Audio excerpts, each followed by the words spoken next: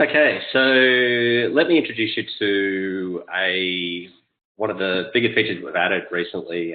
Processing and logic sort of came online end of last year, and it's still like an evolving part of the platform. It's one of those things that I think will continue to grow as as we figure out new and interesting ways of being able to integrate it with other services and understanding more of the requirements of what our customers need and so forth. But the basic concept behind processing and logic is the ability to be able to manipulate data on the fly as it arrives in Eagle.io, and then also be able to take actions from that information. So being able to derive data is a core tenet of the concept. Now, some of the reasons why you might want to do that is sort of related to, if you've got a device which has the ability to be able to measure information, but it doesn't have any processing capabilities. That is, you need to be able to make some sort of an adjustment to the number. So say, for example, you may have a sensor which, measures in an integer range, and you need to be able to convert that to a floating point or to some other sort of scaled value. And you can use processing to be able to do that. And ultimately, we intend processing logic to be one of the core pillars of the Eagle.io platform, in the sense that it will be the foundation for the ability to be able to do things like automated control operations, being able to take actions outside of Eagle.io based on the values that you process. So while it's sort of still early days as far as processing and logic goes, it'll be something that you guys can learn and evolve with as well, so that you can learn and understand how to process simple values, and then down the track when we have bigger features such as data forecasting and being able to do control outputs. And when I say control outputs, I literally mean being able to, make decisions based on data from a number of different sensors across your network, and then be able to do things like, activate pumps and open gates, that sort of thing, take real-world actions. So that's the end game for where processing logic is going, or will be evolving through. And currently, it has the ability to be able to process and translate that information. And what I wanted to do today was work through a few different examples that demonstrate how easy it is to be able to manipulate values, but also just show you some of the use cases and give you an idea of the flexibility of that subsystem, so that you guys can figure out ways to make it useful to your data networks. Okay, let me kick off here just by describing the two different major components or nodes of the processing and logic platform. So you've either got a process parameter, which is what these guys are here. So it's using the standard issue parameter icon, and the equal sign up to the top right indicate that this is a calculated value. This is not just a raw value.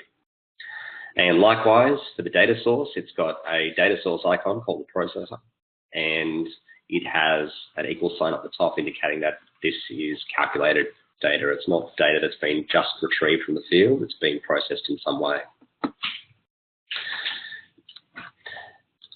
Let me just pull up the first example that we've got here. And this is a really simple one. And all this program does is read data from one sensor and then return each one of those values.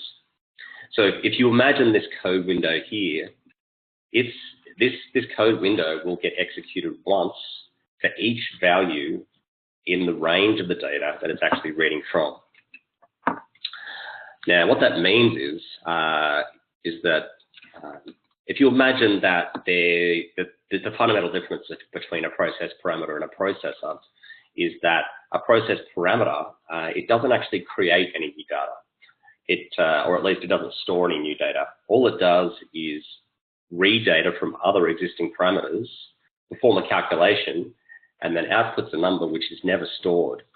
So every time you examine the contents of the data contents of a process parameter, every time you look at it, it's actually performing the calculations to be able to render that data from all of its inputs to be able to create a single output. So in this example here, which is the simplest possible example you can have really, it's reading from the temp C average sensor, which is this guy down here, and it's returning the current value. And it'll do that for the entire range that's requested for processing. So say, for example, if you look at the 7-day chart of that temp C average sensor, now you can look at the 7-day chart of the return current value process parameter that I've got configured here, and the output is identical. Now, technically, it actually takes slightly longer to render the return current value sensor because it's being processed on the fly as it goes. Just to demonstrate that, I'll grab both of those sensors, the return current value and the temp C average sensor, and I'll plot them on a chart. So I'll go historic data chart. And it's actually renders them exact same time because it's like, but probably the best way of viewing that then is just to be able to, that took, about 2 seconds to have a look, and that was visible sort of, less than half a second sort of thing. So there's actually processing involved every single time that you actually, view the contents of one of these process parameters. Now, the big difference between that and the processor is that the processor, it doesn't render the data on the fly every time. It calculates it once and then stores the data in ordinary parameters. So if you have a look at the processor here, this random parameter is a standard issue parameter, so it doesn't have the equal sign above it, which indicates that it's just a normal time series that's being stored in the system. So that's the two differences. The other big difference, I guess, is also that the process parameters don't actually contribute to your build directly, right? So, the billing structure in Eagle.io is related to how many data sources that you have included in your account, and process parameters are not considered data sources, but they rely on other data sources to be able to retrieve their data. So that's just something to keep in mind, I guess. So just a little bit more on this code window that we have here. So processing and logic programs are expressed in the JavaScript language. Now, some of you may or may not be familiar with JavaScript, but it's an extremely popular language these days because it's kind of like the language of the web. So, all web browsers support JavaScript, and that's what a lot of different programmers use. So we tried to, choose a syntax which was going to be useful or at least accessible to many existing users. If you haven't, no big deal. There's a lot that you can learn about JavaScript, but a lot of the sort of programs that you will write in Eagle.io will be quite short and quite terse. So working from example, we've found is the best approach rather than going sort of, into open courses of study into JavaScript, which we'll encourage you all to do. A lot of the scenarios that people usually want to be able to do for the data manipulation can be expressed quite simply. So let's work through a couple of use cases here. So the reason why that those, when I took a look at both of those parameters there, and they rendered at the same time, is because it is literally returning the same value. So alternatively, what we could do is slightly modify this value. So instead of returning just the current value, I could return the current value plus 5. Now I'll hit validate down here, and that just sends a request to be able to check to make sure that our program is correct, or at least that it passes validation. And we've got an announcement here saying it's process being validated, so I can hit save. Now, if we have a look at those same two signals, the parameters, temp C and the chain current value, the chart view. Now you can see there's the original signal, which is the black temp C average, and the return current value parameter that we have, which is offset by 5. So that's a really simple way of being able to apply an offset. Now, obviously, there already is an offset field in eagle.io parameters, so you probably wouldn't go for something quite so straightforward, but there may be some relationship that you need to be able to provide, which is slightly more complex than just a simple offset. For example, you may need to have a particular offset for a particular hour of day, and this allows you to be able to apply that offset. And the cool part about it is when you're doing this from the perspective of a process parameter, is that you're never modifying the original data. A process parameter is only ever a view on top of your existing data. So it's great because it means you can go to town writing code. You don't have to worry about, oh my gosh, is this going to get stored? Is this what my data is now? No, process parameters they always take raw data as input and then render this process data as output. So it's always in addition to your raw data. So another quick example is summing of two inputs. So in our first example, we just took a single input and added 5 to it. In our second example here,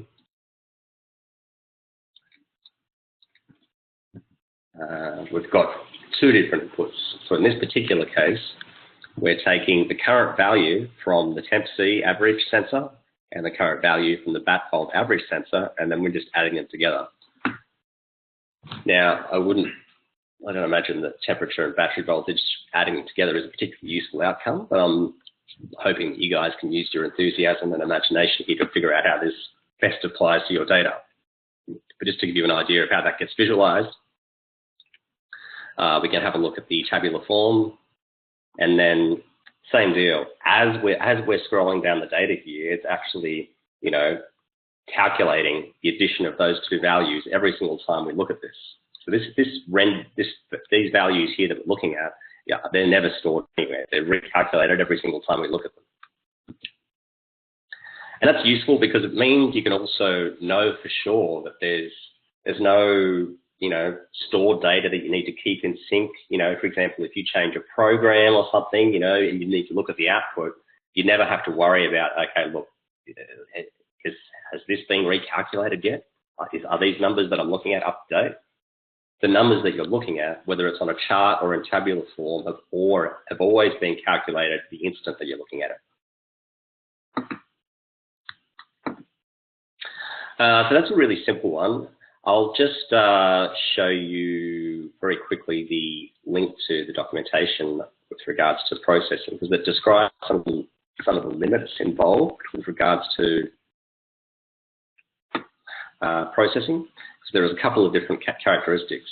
So we go to processing and logic here. You'll see that a process parameter can have a maximum of 3 inputs, and a processor can have a maximum of 25 inputs. A process parameter you can grab values from up to 3 different inputs, but ultimately you can only return a single value, and that becomes your output. In the case of a processor, you can create a number of different outputs. So that's why you may choose to use a processor over a parameter, because it gives you this extra, headroom to be able to do stuff. Part of the reason why we structure it in this way is that you can quite easily, begin to slow down the performance of your data network if you've got too many input parameters. Because these things are calculated on the fly every single time the data is viewed, if you have too many inputs, then it can, slow down browser performance. So that's why we've sort of kept it, fairly simplistic for process parameters, and we've allowed more flexibility when you're using the processor.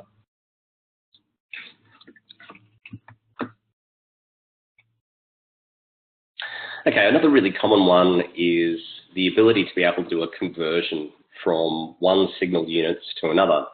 Now, a common scenario which a few of you may be familiar with is the ability to be able to measure the height of, say, for example, a channel or a river, and then have a mathematical relationship which describes how that translates to water flow. In this example here, what we're going to do is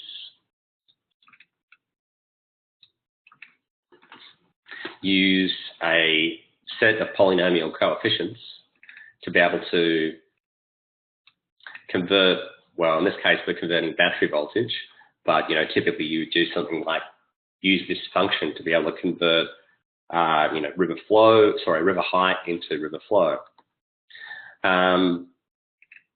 So in this particular case, we've described each of the constants up front. So here's your, if you imagine the equation for, you know, a polynomial input, and these are the different coefficients, and it's a little bit less elegant when you describe this in code because it's got to use, you know, all these braces to be able to separate the different portions of it. But what we're looking at here is a polynomial equation with a set of the coefficients that are applied to the battery voltage sensor and then returned as the single output for this process parameter. So when we actually look at this in chart form, it'll perform that calculation for every single value in the period being calculated. And yeah, that's the result of, you know, plugging those particular coefficients on top of the battery voltage sensor. Now, in this particular case, there's only one input to the equation. The rest of them are just static. That is, these are constant values here that are being applied.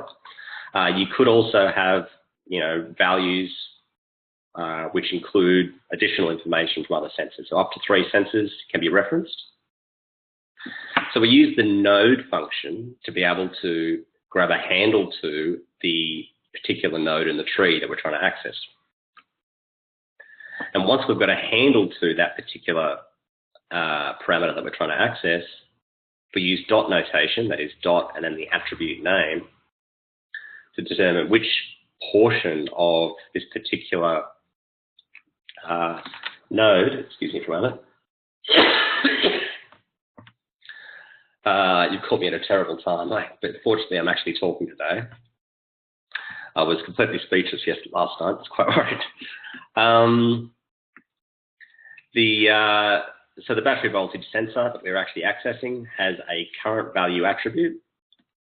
The actual list of the attributes available that you can access are described in the API documentation, and I think we actually link to it here somewhere in the documentation as well. But typically what you're accessing is the values, and so current value is the primary thing that we're actually engaging with, like 99% of the time when you're talking about processing. But I guess just to keep in mind, there are a number of other attributes which will become more useful, I think, once we've you know, fleshed out the processing and logic platform a bit more. Things like, you know, the current time, so being able to get the timestamp associated with the current value, that is when the current value became the current value. You can have access to, you know, the name. You can have access to basically all the configuration that's available on your parameter is accessible via this processing and logic code interface. But just to keep it simple, in this case, we're just dealing with current values, and this is just performing a translation. Now, I'll just loop back slightly and explain what happens when you're dealing with multiple inputs. Now, the first, in this case, we're using the number function to be able to access. Now, the number function is, in this context, performs practically identically to what the node function does. So you could use node or number interchangeably almost. The only thing that the number function does above and beyond the node function is that it enforces type checks. So say, for example, if instead of using the number function, I use the text function. and I hit validate, it'd explain that, okay, look, there's an invalid type reference. And that's because I've tried to access a parameter which contains numerical values using a function which is insisting that the type input must be text. So that kind of makes sense. I'll revert to number again, process validation passes. So it's a way of just adding extra checks to your codes to ensure that the input that you're trying to access is the one that you are actually trying to access. You know, there's no accidentally, misinterpretation of types or names or anything like that.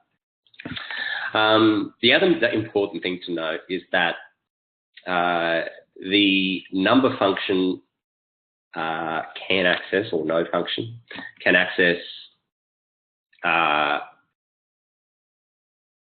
parameters underneath different data sources, underneath different workspaces, and indeed underneath different accounts. So, and in that scenario where you have data that has parameters from multiple different sources, you may find the timestamps of those sensors aren't quite aligned. So say, for example, you may have, hourly data from sensor number 1, and you may have data every 10 minutes or every 5 minutes or something on sensor number 2. Now, in this scenario, the very first sensor that you define in your process parameter is critical. The way that it works is that when your chart or your historic table is being viewed by the system, it uses the timestamps provided by the first parameter that you define in your program. For every other parameter that you define in your program beyond that, it will interpolate the values at the timestamps provided by the first input. I'm just going to say that again because it's one of those things that you really need to think about a couple of times to conceptualize.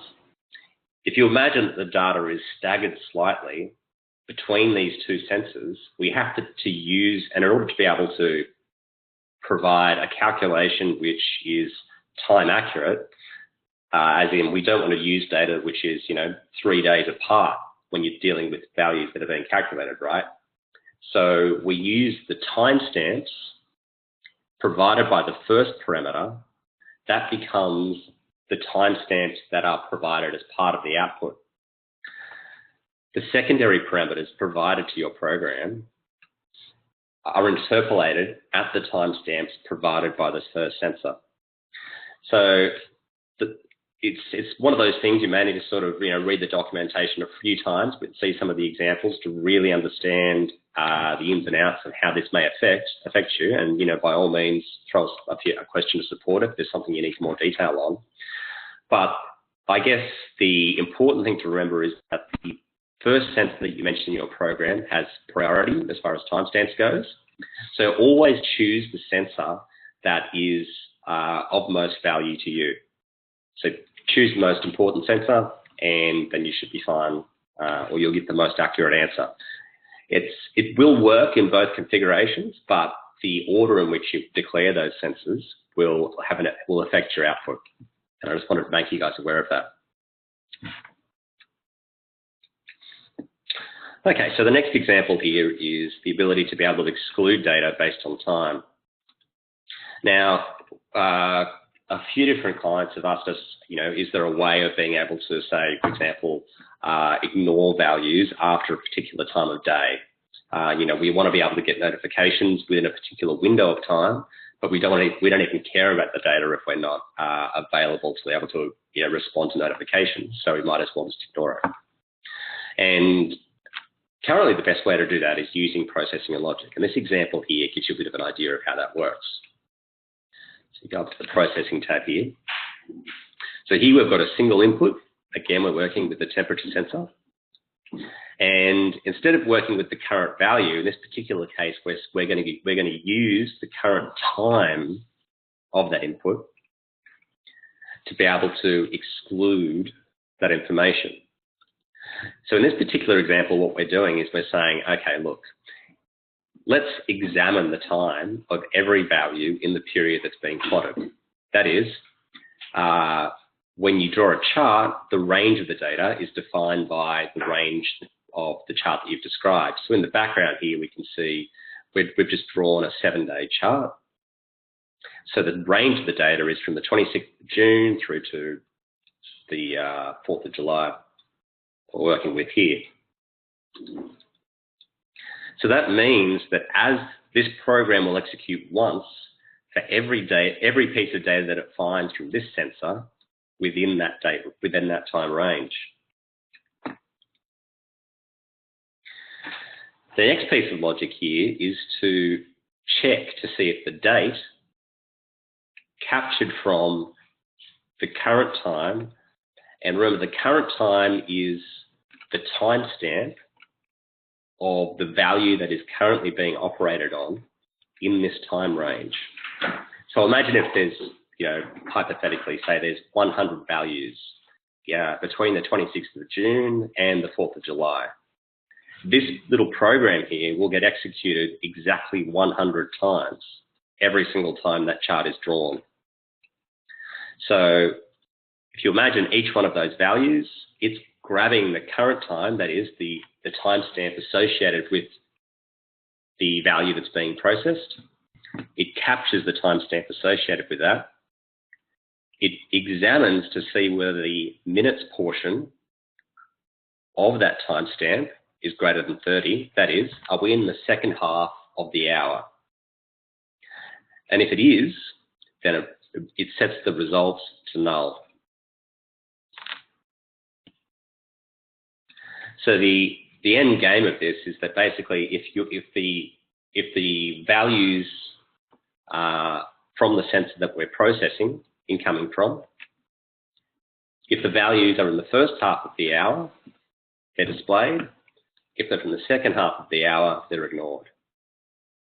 And the easiest way to actually show this in like an accurate way is to be able to have a look at it in tabular form. So you can see here that, here we have values from 5:30 onwards are just left as blank, and the ones that are between 5:30 and 5 a.m. are included. And as you scroll down, it's only including data that's from the first half of every hour. And you may be thinking, geez, Jared, why would I ever want to do that? And it is quite a, contrived example, but I'm just trying to give you the tools here so you guys can kind of understand how these guys work. If you like, we can also give you guys access to some of this training material. We can give you like view-only access, so you'll be able to have these extra workspaces visible in your account after the training, so that you'll be able to look through the example code and copy and paste and use it in some of your own projects.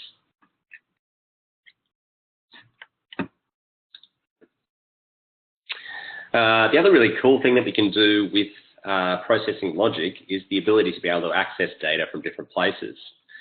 So, and this is a really big deal because up until now, a workspace is extremely isolated. So, you can, for example, create a dashboard within your workspace, but it can only display information that is stored in your current workspace. Now, processing and logic gives you the tools to be able to access data from a third place. So the way this works is it uses our existing API infrastructure to be able to basically authorize access to the origin data that you're actually trying to include. So say, for example, you had a project which contained, 50 sites, and that project had, 5 different subsections of 10 sites each, and different people needed to see data from different sites. Now, it may be useful if you're the manager of the entire project to be able to have one dashboard that displays data from all the different components of that entire network. Now, to do that, it means you need to have a dashboard in one workspace which views data from a number of different workspaces. And this is where this functionality comes in. Now, the process of authorizing, that is, gaining access to a different workspace, you use this auth function. And it's basically saying, to the system, look, can I have permission to be able to access this particular account, that is, the Web I64 account, and here use this key to give me access.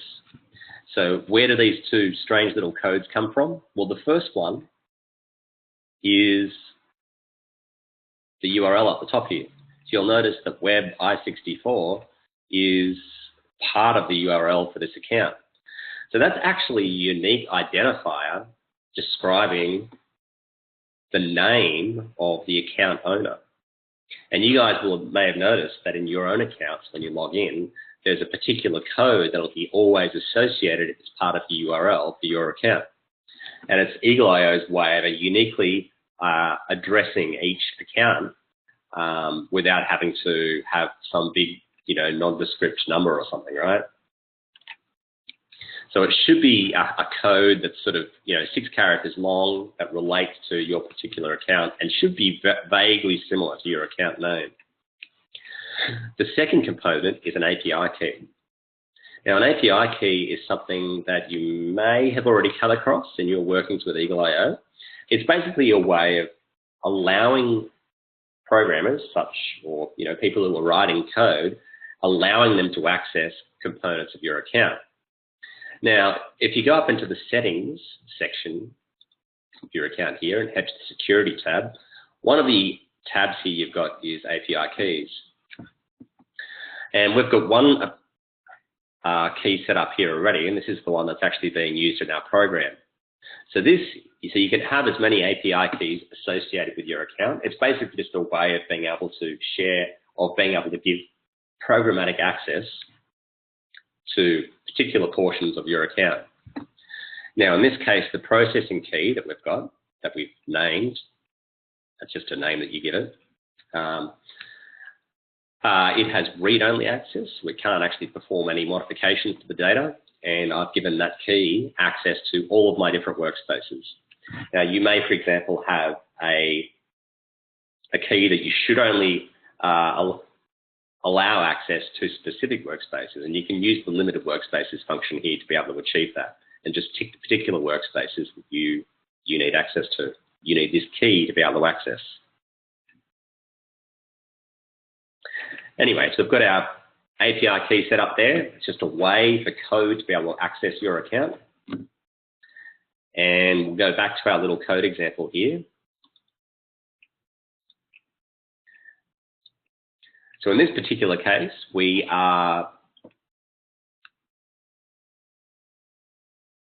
using data from the training-templates workspace. That's this guy down here.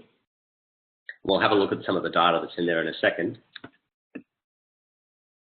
The next step beyond that is to provide the full path to the actual sensor that you're trying to access. So I think, this is using the node or number function that we've used in other programs here already. And this allows you to provide a path to your sensor. Now, in the other examples we were doing, we didn't need to put the entire path in because the node function has the ability to be able to access sensors in the same, underneath the same node without having to express the full path. In this particular case, because the input data that we're accessing is contained inside a different workspace, we need to include the full path to the sensor so that Eagle.io knows which particular sensor you're trying to access. So in this way, we've grabbed the temperature information from the training templates workspace. Then we've grabbed the current value from that sensor, and we're using an equation here to convert the temperature in degrees Celsius to temperature in degrees Fahrenheit.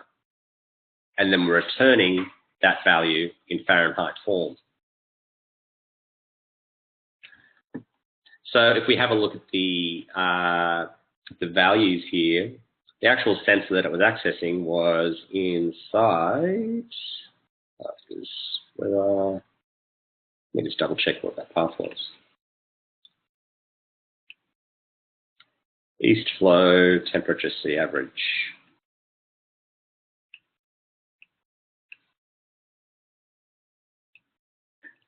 So here's our temperature C average. So it's in Celsius. You can see it's between 20 and 32 degrees or something. It's a very sensible temperature. And then if you look at the same process parameter up here, which is accessing data from this sensor, you can see that the range of the data has been now being converted to Fahrenheit. So you've got something between 90 degrees and 75. So that's pretty cool.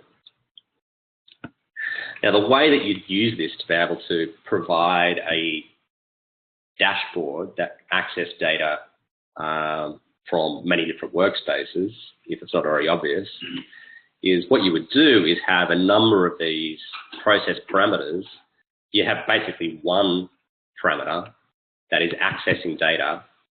Well, you create one new process parameter per sensor that you need access to on your dashboard. So say, for example, you have your 50 sites and you need to be able to see 50 gauges all on one screen that show the temperature from all of your different sites that happen to be in different workspaces.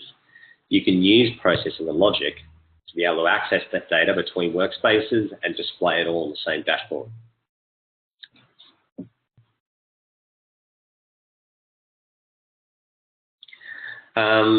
Just to reiterate there too,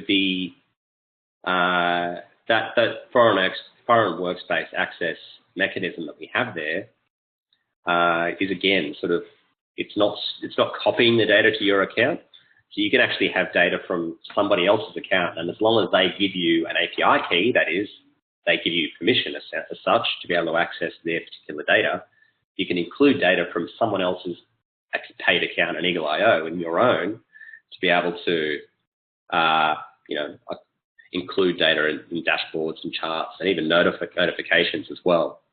So these processed values that you actually calculate, you can still set alarm thresholds. So it's just like an ordinary parameter. You still have, offsets. Well, actually, I don't think you have offsets, but you've got everything else basically.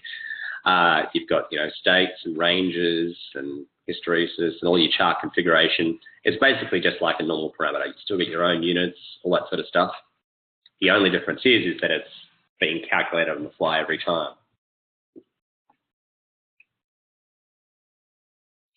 The other component is the processor. And the processor is something that, we discussed a little bit earlier. And the primary difference is that instead of calculating on the fly, the processor calculates it once and then stores the results. And the storing that result gives us a lot more flexibility with regards to how many things can be processed at once, how many outputs you can provide, and so forth. So let me just talk you through this little example that we have here from the processor.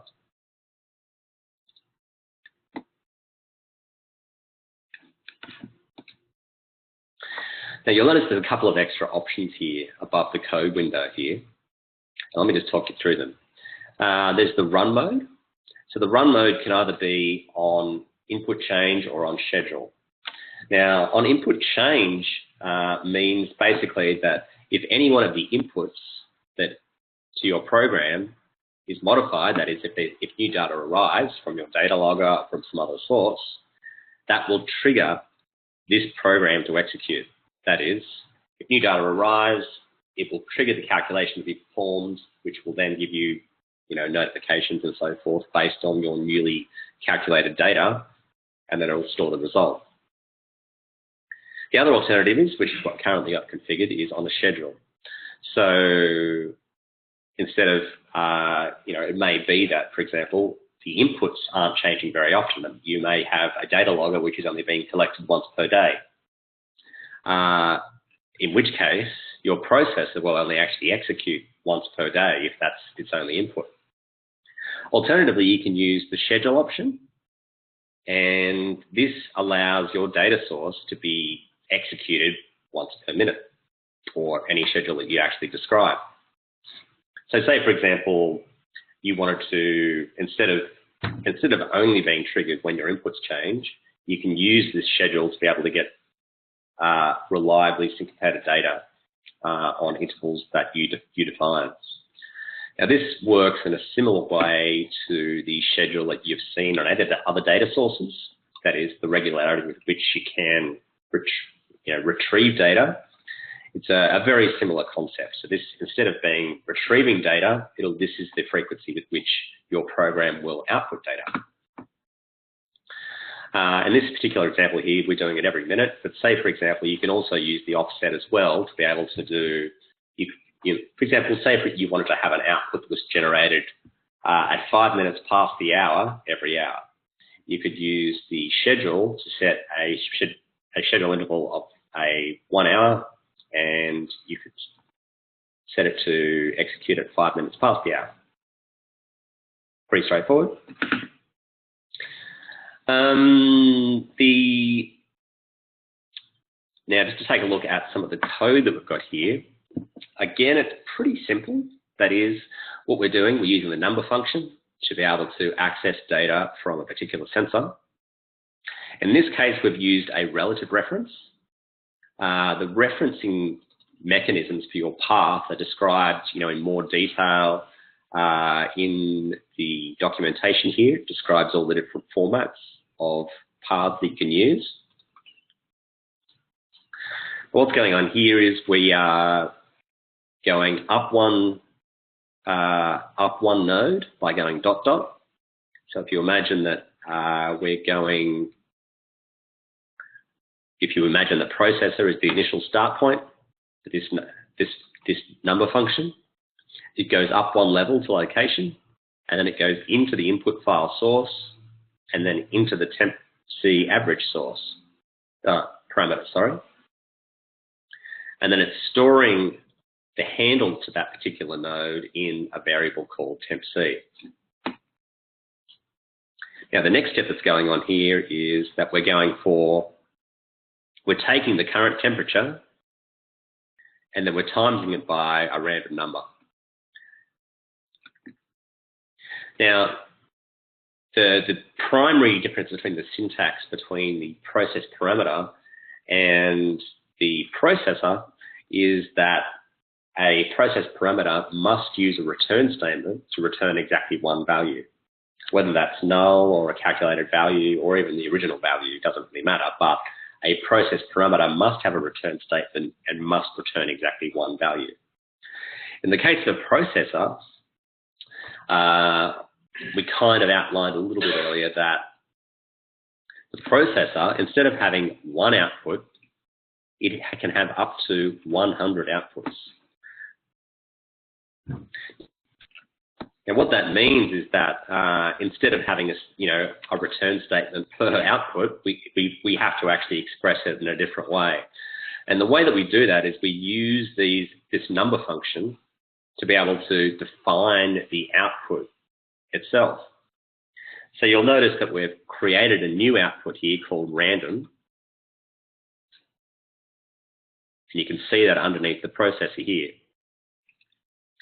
Now, just to give you a bit of an idea of how this works in practice, I'll add a new parameter here called cheese, and I'll set its current value to be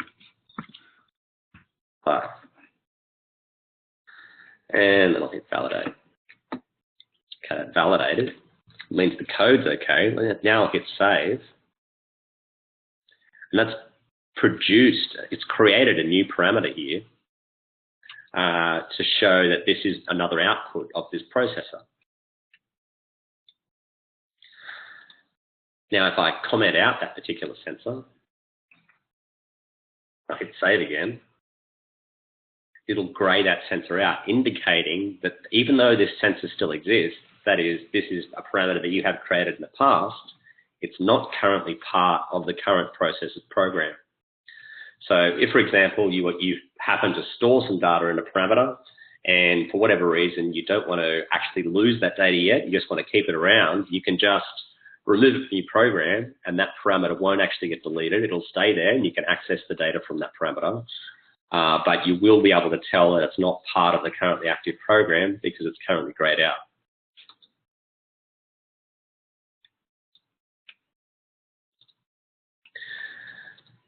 So in that example there, we were using two outputs, one called random, one called cheese. And as we were sort of discussing earlier, you can have up to 100 of these outputs getting calculated on each execution of the processor.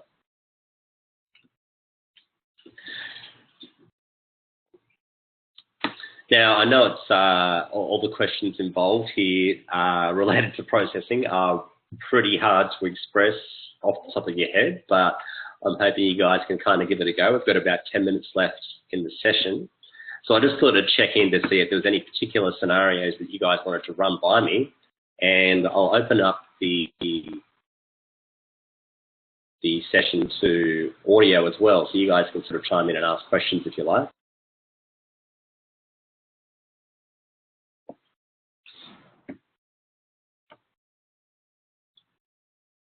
So if you have any questions, either type it in or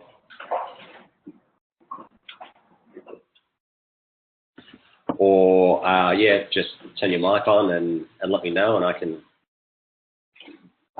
you know, help out where I can.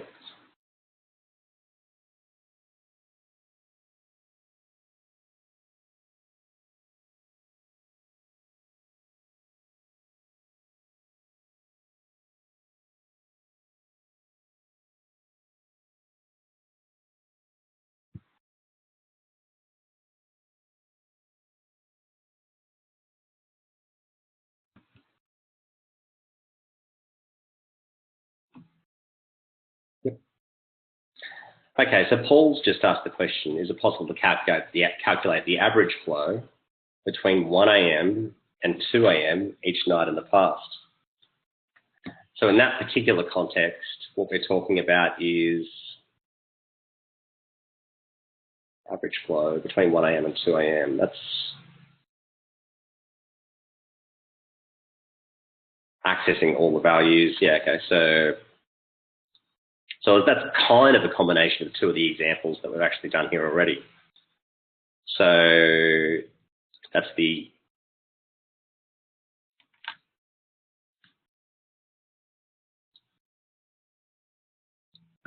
ability to be able to exclude data based on time. So in this particular case, you know, I was using the get minutes component to be able to capture the minutes associated with the current time value.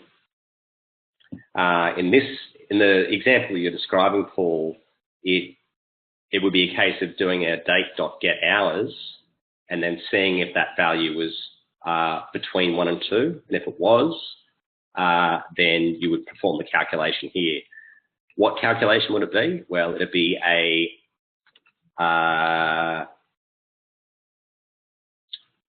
there's actually a couple of different ways you could do this, which makes it exciting. So say, for example, you've also got the ability to be able to use aggregates within your processor here, or your program. Let me just see if I can find an aggregate expressions. So this allows you to, instead of the examples that we've currently looked at here, allow you to process raw data on the fly. One of the cool things of Eagle.io is that you've got the ability to be able to perform aggregations. So just as a little reminder of what that looks like, here we're looking at data that is appears to be 5-minute resolution data, and say you wanted to be able to see that information as hourly average data. You could switch this to be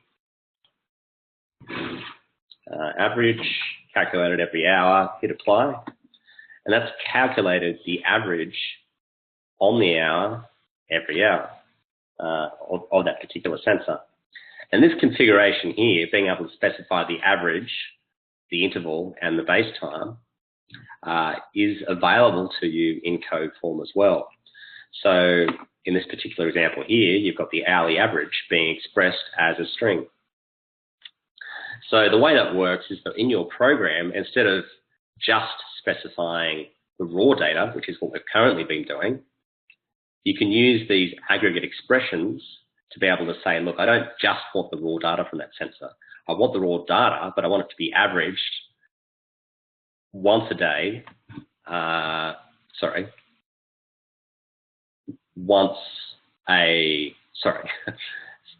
calculated from the start of the day every hour is the way that expression works.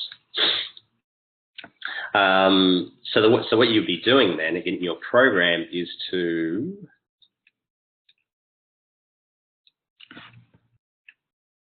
you'll be figuring out whether the date associated with the current timestamp, or for starters, instead of pulling in the raw data from the temperature sensor, you'd be pulling in the average calculated every hour, and then you'd be excluding values that were outside of the hour of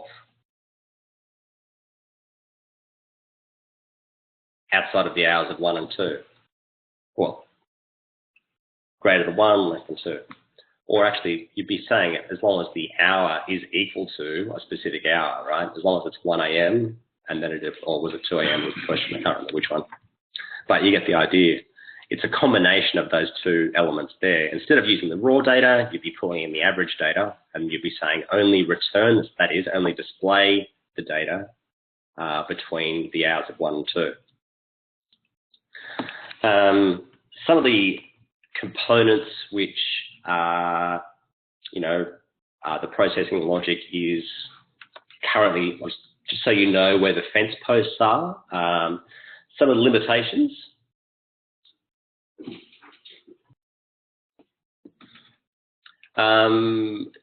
Paul's just got one more question here regarding does the processor only look over the data of the chart range? No, the processor looks over the data that it has received. So in the context of a processor, if you create a new processor, it will, if you configure it to begin executing on a schedule, so say, for example, 1 minute, then every minute it will calculate a new value, but it will start calculating a value from now. And the data that it actually calculates is stored permanently in each of these outputs. So that when you chart your outputs, there is no calculation being performed. It's just an ordinary parameter that exists in the system, and it allows you to, chart that as many times. It's not, it doesn't have any relationship to the chart range as such. It is just a ordinary time series parameter in the system that's being displayed on a chart or a table. It's that sort of conceptual leap that was sort of discussing earlier, which to do with chart ranges and calculation periods and which timestamp it's going to use. That's absolutely critical when you're dealing with process parameters. It's not as critical when you're dealing with processing, because the trigger, because the data being calculated is stored every single time, once and for all. Yeah. So processing parameters are like a view on your data that's calculated each time. A processor is more of a traditional calculation engine that you may have used in other platforms in the past. Basically, it gets told to run either by a schedule or by one of its inputs changing, and the output is then stored as a permanent record, and that permanent record is then presentable on a chart or a dash or a table or anything you like.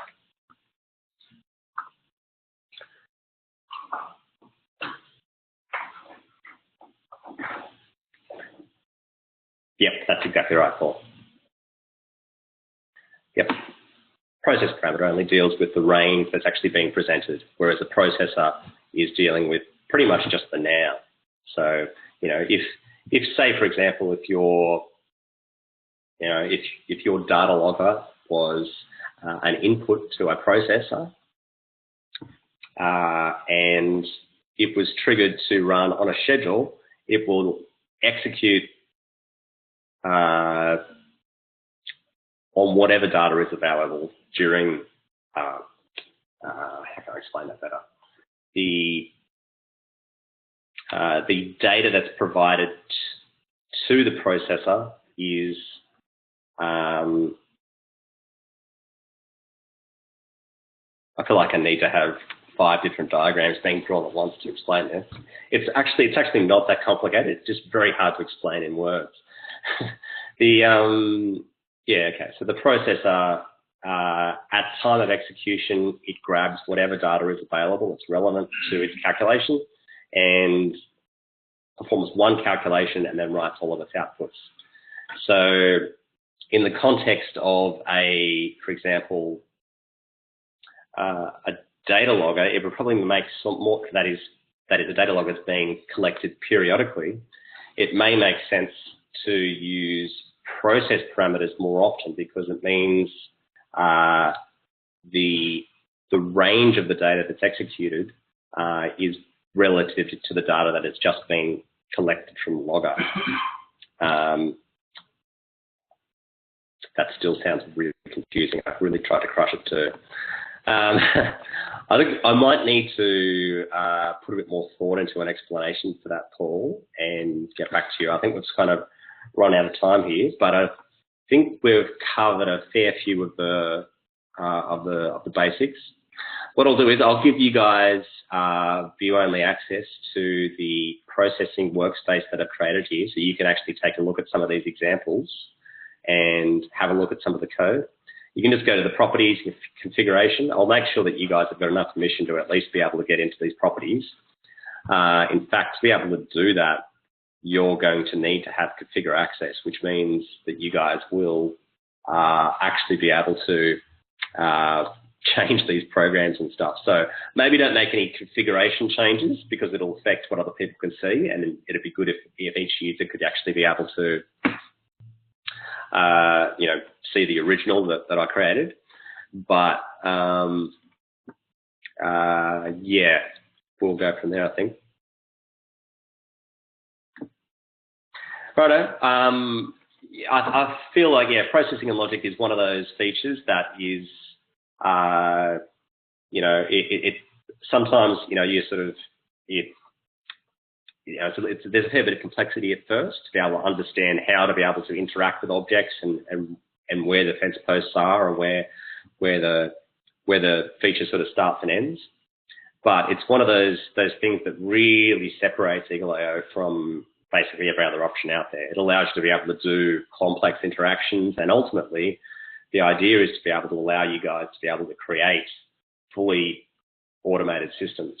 Be able to have, okay, look, that pumping station down there has gone offline. I need to not only notify people, I need to take actions based upon that. The other big component that we want to be able to get into process and logic is the ability to be able to do forecasting. So currently, the processing functionality is centered around transmuting some of the values that's already being stored in the system. We want to give you guys the ability to be able to use algorithms to do your own signal predictions so that you can then provide alarming in the future based on rules that you describe. So, for example, you may have a 6-hour forecast that calculates values based on the current range of data, and then allows notifications to be sent to people saying, look, it's likely that your system is going to be overflowing or whatever it is, 6 hours from now. So that's where processing logic is going. And we want to be able to tie it into more and more components of the system too. Say, for example, being able to, send messages within Eagle.io, being able to create events, being able to clear alarms based on information that you derive by processing your parameters. Righto, that's a wrap, guys. Thanks for coming along, and yeah, I'll share access with that workspace now, and hopefully you guys will get some value out of it.